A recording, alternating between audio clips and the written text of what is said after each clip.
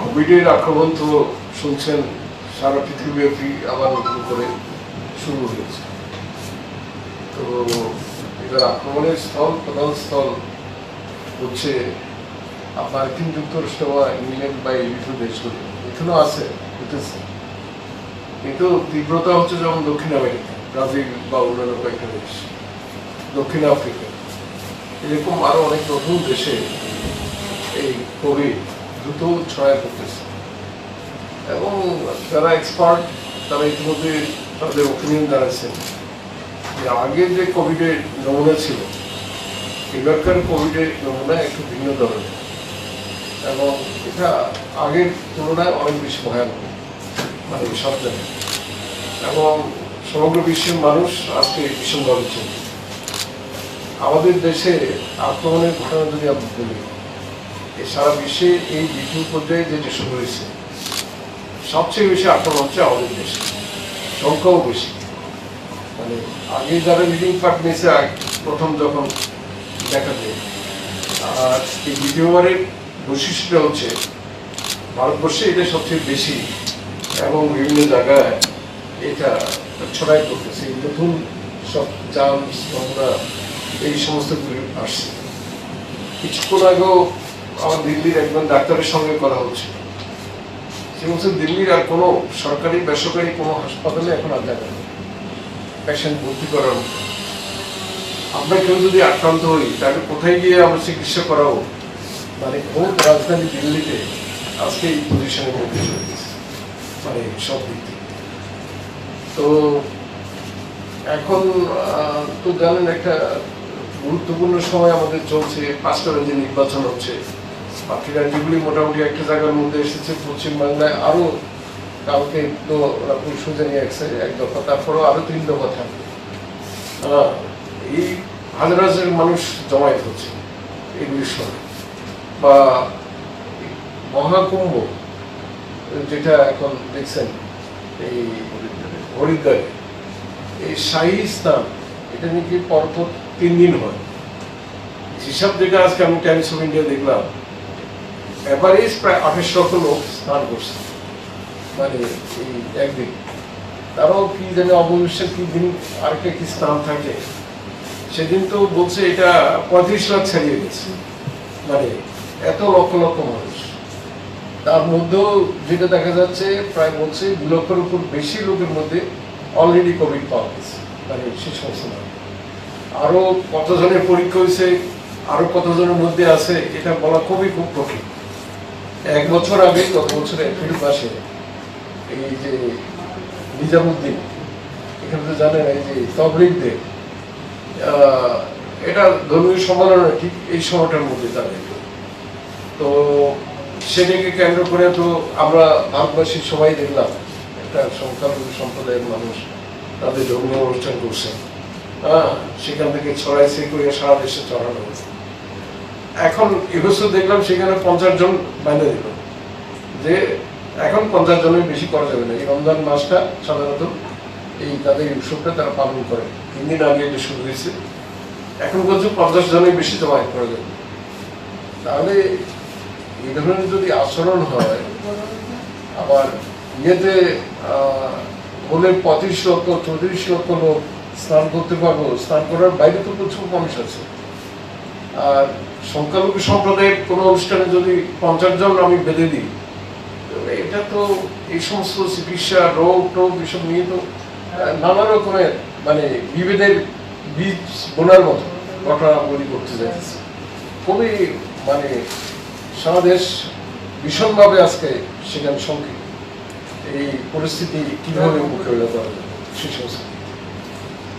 তো নতুন জীবনের মধ্যে যেগুলি আসছে বলছে যেগুলি সবচেয়ে ভয়ানক, যেমন ল্যাটিন আমেরিকা, ব্রাজিল নাম উল্লেখ করে বলছে।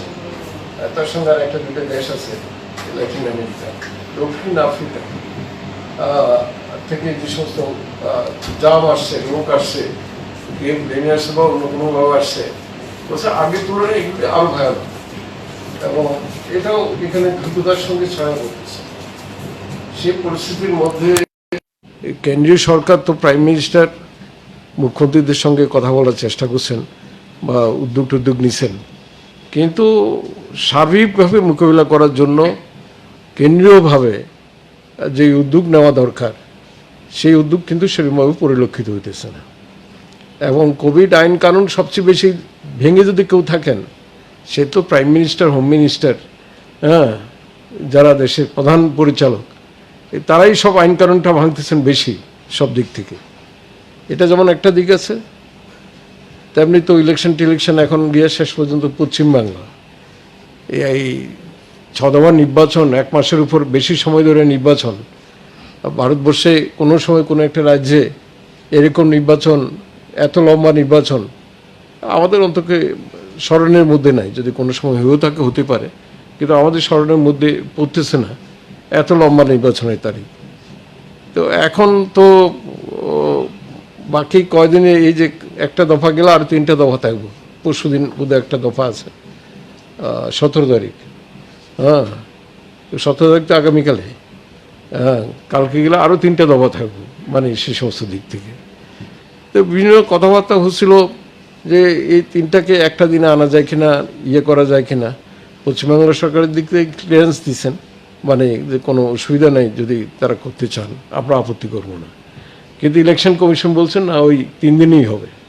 তার মানে ইলেকশনের সামনে এই লক্ষ হাজার মানুষ জমায়েত হবে বিভিন্ন জায়গায়, তো আরও খারাপ অবস্থার মধ্যে চলে যাব। রাজনৈতিক ফায়দা সবাই নিতে চায়, ইলেকশনে বিশেষ করে এটা কে কাকে ঠেকাইব। তাতে দেশের ভিতরে যেটা চলছে কোভিড মোকাবিলার দিক থেকে, এটা তো মানে খুব খারাপ অবস্থার মধ্যে আমাদের নিয়ে যাওয়ার সম্ভাবনা বেশি। জাতীয় স্তরে এটা ব্যাপকতা আরও বেশি বাড়তে পারে, এই সম্ভাবনা এখন দেখা যাইতেছে। আমাদের রাজ্যের ক্ষেত্রে আমরা বলবো প্রায় প্রতিদিনই তো আইতেছে মানে আক্রমণের ঘটনা, 100-150 এরকম বাবা আইতেছে, কিন্তু ক্রমশ এটা বাড়তে শুরু করছে। এবং দেখা যাচ্ছে যে নতুন যে সমস্ত নমুনার কথা বলছে তারও কিছু কিছু সিমটম তার মধ্যে দেখা যাইতেছে। আমরা সেই ব্যাপারে গিয়েছিলাম রাজ্য সরকারকে, রাজ্য সরকার কী চিন্তা করতেছেন, আমরা কি চিন্তা ভাবনা করছি, সে সমস্ত বিষয়গুলি এখানে তুলে ধরার জন্য। এখন তো মুখ্যমন্ত্রী আক্রান্ত, উপমুখ্যমন্ত্রী আক্রান্ত কোভিডে, তারা তো অফিস করতে পারছেন না। রতনবাবু মূলত এখন দায়িত্বে আছেন, যদি অফিসিয়ালি কেউ কোনো দায়িত্ব দেওয়া হয় না, কারণ তারা কেন দিল না, কী ব্যাপারটা, এটা আলাদা ব্যাপার, প্রশাসনের ব্যাপার। কিন্তু রতনবাবুই সব দেখাশোনা করছেন। আমরা রতনবাবুর কাছে গিয়েছি, নির্দিষ্ট কিছু প্রস্তাবও আমরা দিয়েছি। প্রথমত যেটা আমরা দিয়েছি তার মধ্যে 1 নম্বরের মধ্যে যেটা ছিল সেটা হচ্ছে এই বিদ্যালয়গুলি, শিক্ষা প্রতিষ্ঠান, এটা ইমিডিয়েটলি মানে বন্ধ করে দেওয়া দরকার। তো তিনি জানালেন যে আমরা এটা সিদ্ধান্ত নিয়েছি আজকে থেকে, আগামীকাল থেকে স্কুল, কলেজ এমনকি বিশ্ববিদ্যালয় পর্যন্ত এইসব ক্লাসটা সেগুলি বন্ধ থাকবো। যেগুলিতে ওই যেটা অনলাইন সিস্টেমে যেখানে সম্ভব সেখানে যেগুলি দরকার হবে সেগুলি তারা করবেন। তো এমনি স্কুল বন্ধ থাকবো। আমরা যেটা বললাম, ঠিক আছে, পরীক্ষা সম্পর্কিত বিষয়ে এখন প্রি বোর্ড পরীক্ষা চলছে 10 এবং 12-এ, এটাও প্রায় শেষ পর্যায়ে। এটা তারা দেখবেন, বাকি 1টা কি 2টা পরীক্ষা আছে, সেটা তারা কীভাবে সম্পন্ন করে না কী করবেন সেগুলি দেখবেন। আমরা আজকে নতুন করে যে প্রস্তাবটা দিয়েছি, ক্লাস 8 পর্যন্ত সমস্ত পরীক্ষা বন্ধ করে দেওয়া হয়। তাদের বছর শেষে তাদের যাতে উপরের ক্লাসে তাদের সেখানে প্রমোশন দিয়ে দেওয়া হয়। পরীক্ষা এবং ক্লাস বসানো, কারণ এই বাচ্চারা সবচেয়ে বেশি আক্রান্ত হওয়ার সম্ভাবনা বেশি, তাদের যাতে কোনোভাবে এর বাইরে রাখা না, তাদের টোটালি পরীক্ষা মুক্ত করে দেওয়া উচিত, মানে সেই সমস্ত দিক থেকে। এমনি পরীক্ষা টরীক্ষা যেগুলি চলছে, ওই প্রি বোর্ড টোর্ড, আমরা বলছি আপাতত প্রয়োজনে এটি স্থগিত রাখা। এখন স্কুল কর্তৃপক্ষ বা বোর্ড তারা নেবেন যেগুলি পরীক্ষা, ওই প্রি বোর্ড পরীক্ষা টরীক্ষা, সে সমস্তগুলি সম্পর্কে।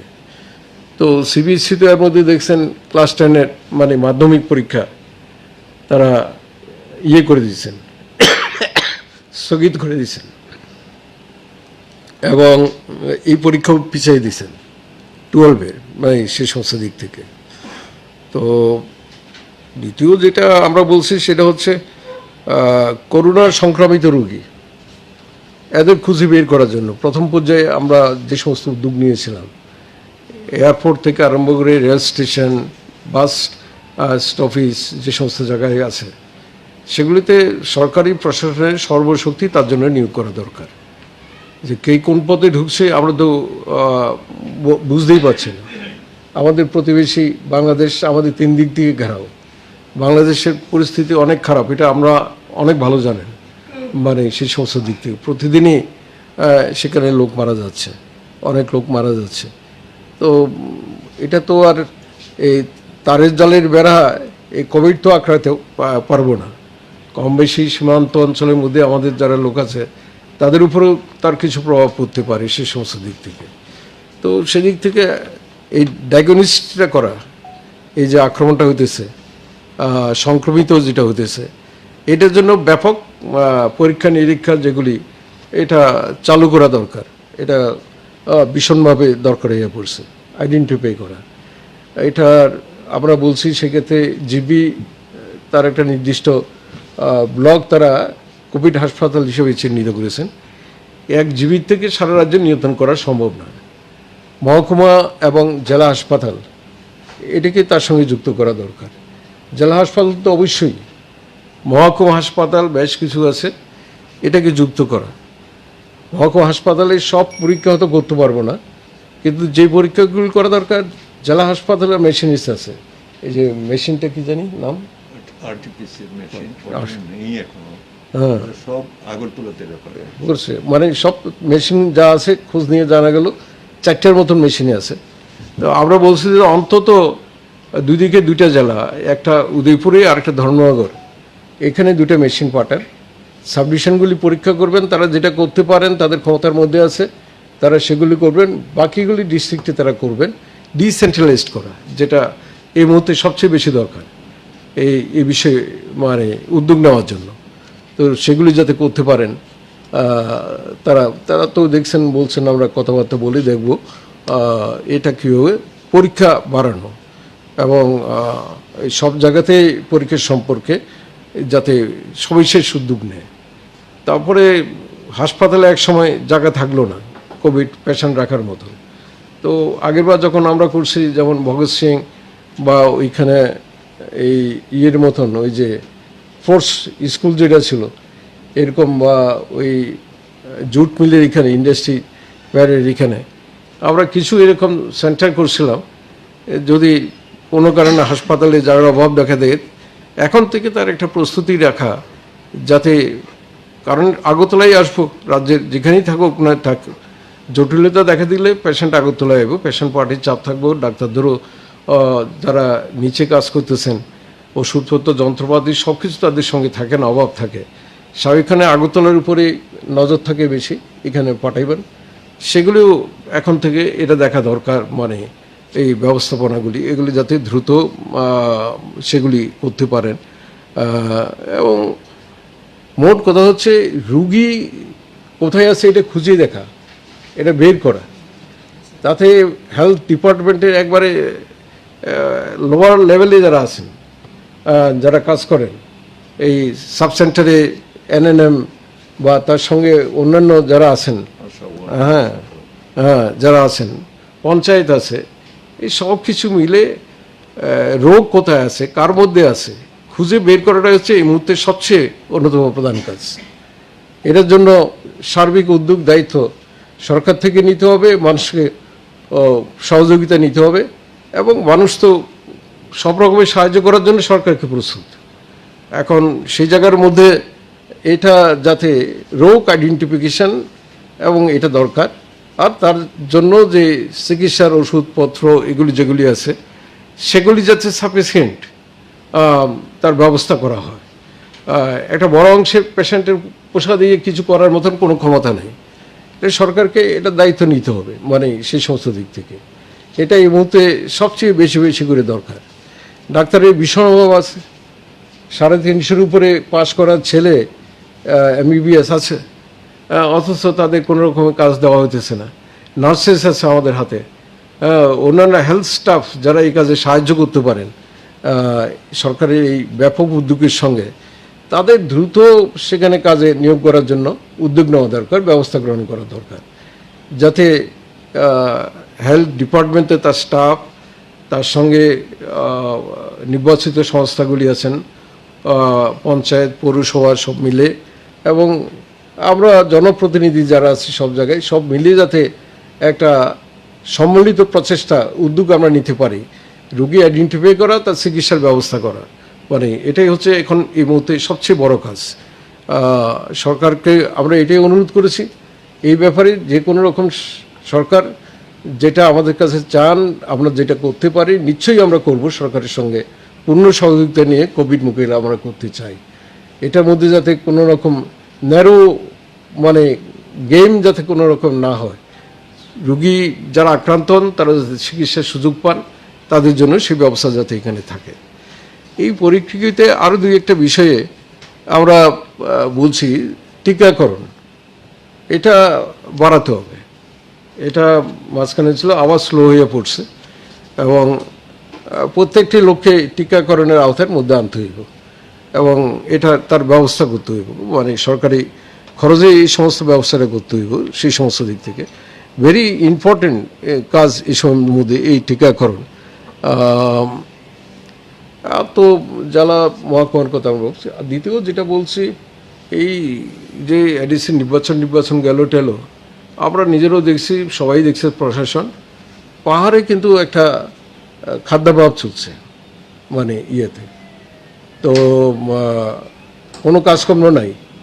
এই যেহেতু এডিসি ইলেকশন ছিল, রেগা ঠেকা এই সমস্ত সব কাজটা বন্ধ সব দিক থেকে। তো এগুলি তো যেগুলি আছে এগুলি ইমিডিয়েটলি চালু করা, এটা বলা হয়েছে। গভর্নমেন্টের সময়, আমাদের সময়ও এটা ছিল, ওই ইয়ে করে 5 টাকা করে মানে কেজি, 35 কেজি পর্যন্ত এরকম চাউল দেওয়া। আমরা বলছি এটা এখনও চালু আছে, 10টা ব্লকে এটা কার্যকরী আছে, ট্রাইবেল অধিষ্ঠিত ব্লক। তার সঙ্গে বিপিএল লোকদের যুক্ত করা, যাতে তারা ওই চাউল সস্তায় পেতে পারে, তার একটা ব্যবস্থা করা। 2 টাকা চালও আছে, এটা চাউল আর সঙ্গে অন্তত 7,500 টাকা তাদের দেওয়া, তাতে বাজারটাও সচল হইব। বাজারে এখন আইতেছে, আমরা আগরতলা বাজারে দেখলে সবজি কিন্তু এখন আগের তুলনায় অনেক বেশি আসছে, কিন্তু যারা উৎপাদক তারা কিন্তু দাম পাচ্ছেন না। যা দাম না পেলে তো হতাশ হবেন, মানে সেই সমস্ত দিক থেকে তাদের হাতে পয়সা দিতে না পারলে বাজারটাকে সচল করা এটা কখন সম্ভব হবে না। এই মুহূর্তে এটা খুব দরকার, এবং এটা করা দরকার। ওই স্কিমটা মানে চাউল এবং তার সঙ্গে নগদ টাকা, এটা যাতে এর মধ্যে এটা চালু করা হয়, সেই সমস্ত দিক থেকে ব্যবস্থা সেখানে গ্রহণ করা, এগুলি নিয়ে মোটামুটিভাবে খোলামেলা আমরা আলোচনা করেছি সব দিক থেকে। তো এখন দেখা যান সরকারও তার সদিচ্ছার প্রকাশ ঘটিয়েছেন। আমরা আশা করছি প্রথম পর্যায়ে করোনাকে যেভাবে মোকাবিলা করা গেছে, দ্বিতীয় পর্যায়ে অভিজ্ঞতা আমাদের সবাই আছে, সরকার এবং বিরোধী সবাইকে নিয়ে যাতে এই যে ভয়ানক এবং মারাত্মক আক্রমণটা আসছে করোনার নতুন করে দ্বিতীয় পর্যায়ে, আমরা সম্মিলিতভাবে যাতে সেটা প্রতিহত করতে পারি, সেটার জন্য আমরা সরকারকেই উদ্যোগী ভূমিকা নিতে আমরা বলেছি। সরকার কর্পোরেশন না চাইলে তো গায়ে পড়ে আমরা করতে পারবো না, বা কোনো জায়গার মধ্যে সে জায়গা গিয়ে কিছু করাও সেখানে প্রায় কঠিন হয়ে দাঁড়াবে। সেই সমস্ত দিক থেকে আমরা বলছি আমরা প্রস্তুত। সরকার যখনই যেভাবে সাহায্য চাইবেন সেভাবে, অন্তত করোনা মোকাবিলার জন্য। আর তাকে কেন্দ্র করে যে আর্থিক অনটন অভাব যেটা দেখা দিছে গরিব মানুষের, পাহাড়ে বিশেষ করে বিপিএলভুক্ত মানুষ যারা আছে, তাদের জন্য এই ইকোনমিক প্রোগ্রামটা যাতে দ্রুত সেখানে ঘোষণা করা হয়, সেই বিষয়ে ব্যবস্থা নেওয়ার জন্য। বলেন কিছু থাকলে একটু যুক্ত করি।